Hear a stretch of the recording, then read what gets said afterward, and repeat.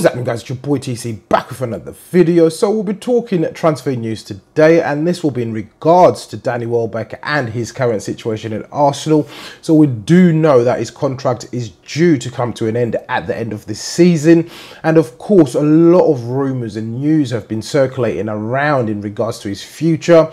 It doesn't look like Arsenal will be offering him a new contract. However, this season he has been in good form. He's been playing a big part within the team, so of course he's not had really that much of an opportunity to certainly prove himself moving forward. But he's already scored 5 goals, and that's in 13 appearances. And one of the most important goals he has scored for us this season already was the goal against Sporting Lisbon, and that was away in Portugal.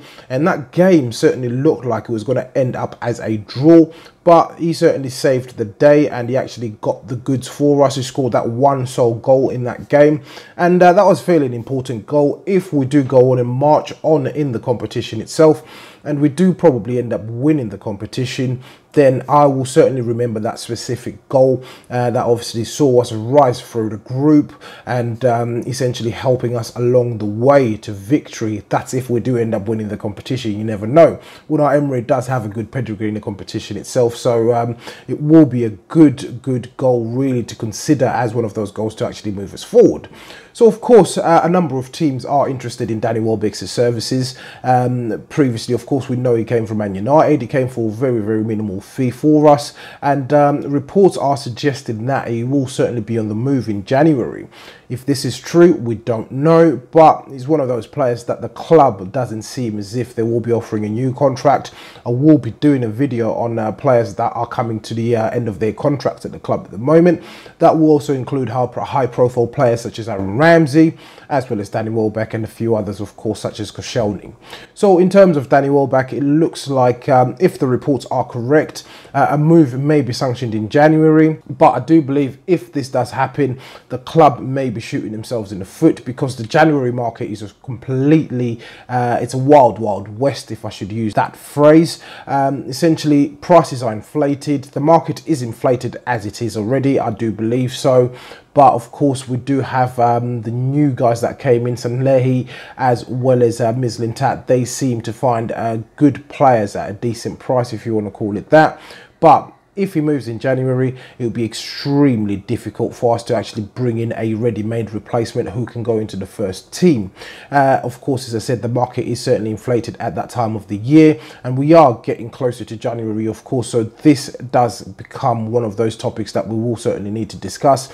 One option that I am thinking of really, if Danny Welbeck ends up moving on, will be to bring back Reiss Nelson. So of course, Reiss Nelson is in fine form over at Hoffenheim in Germany. He's been scoring a number of goals. I think he's got 6 goals already this season, and that's absolutely fantastic. And the German league, of course, that's at a good level. So that will be one option for the club to actually look at, to recall him from his loan and obviously plug him in place for Danny Welbeck if we were to sell Danny Welbeck in the January window. And another report that's actually been circulating really, which is why we're making this video, is in regards to the fact that Crystal Palace, of course, are very keen on Danny Welbeck's services. We know that Roy Hodgson managed him whilst he was England manager, and he knows the player quite well from that time. But the reports are suggesting that it may be a swap deal for Wilf Zaha. So Zaha, of course, is not in at a good standing with Arsenal fans currently, due to what took place in the the last time we met in the league, and that was a 2-2 draw that we saw a couple of weeks back, or a week ago or so. And he did dive in the box. Of course, Xhaka did come out and say, he said himself that he did actually make a little bit of contact, but Zaha made a massive meal out of it. He was flopping everywhere like a fish, and essentially the Arsenal fans obviously turned on him. I didn't like the way he reacted personally as well.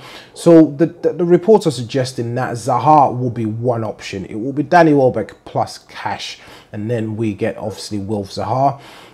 This has been going on for a year now, really close to a year, really. Arsenal being linked with Wilf Zaha. Is he a player that can come in and slot straight into the team? I'm not too sure. Of course, Unai Emery has a certain style of play.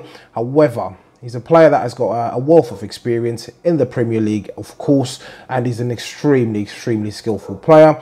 What I don't like, the part of his game that I don't like, is just the flying around. Of course, referees have certainly sussed him out recently. Of course, some referees do give penalties or give free kicks. Some referees don't.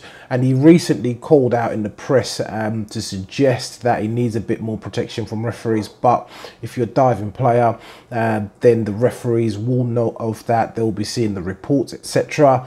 And they won't be giving any free kicks or fouls, etc. But he's one player that's been linked with us in part of the of this particular swap deal. Would I be happy with the swap deal? Of course I'll be happy. One main concern really would be the amount of wages Zaha will be demanding. So if I'm not wrong, Zaha recently signed a new contract at Palace, and that was valued at roughly around £100,000 a week, which is a high sum. Of course, if he's going to be making the jump from Palace to Arsenal, then he certainly will be demanding slightly a little bit more in terms of wages. Secondly, he also not failed as such. I believe at Man United he didn't get the right opportunities. But what I believe as well is that he got stage fright due to the fact that he was at a huge club, and I believe the pressure got to him. He was playing under David Moyes as well. Of course he was, I believe he was a Fergie signing, but he was playing under David Moyes, and I believe that he suffered from stage fright once he got to Man United. It may be that he was a bit young at the time. Now he's 25 years old, I think, and if he makes the jump to Arsenal, will he deliver the goods? That's obviously yet to be seen. But with the swap deal, yes, I'll take it. Would I be happy to see Danny Welbeck go? Yes and no, really. This season, of course, he's been playing well, but previously he's been really terrible in terms of the injuries that he's picked up, and he's not really featured much in terms of the previous seasons. Of course, Wenger did stick with him at certain occasions. Last season, he did contribute heavily as well in the Europa League, so it will certainly be a bittersweet move. But if we were to get someone in like Zaha back in return for Danny Welbeck, then that may certainly be a good move for us going forward. And of course, it may certainly cost us a few quid really to get Will Zaha in.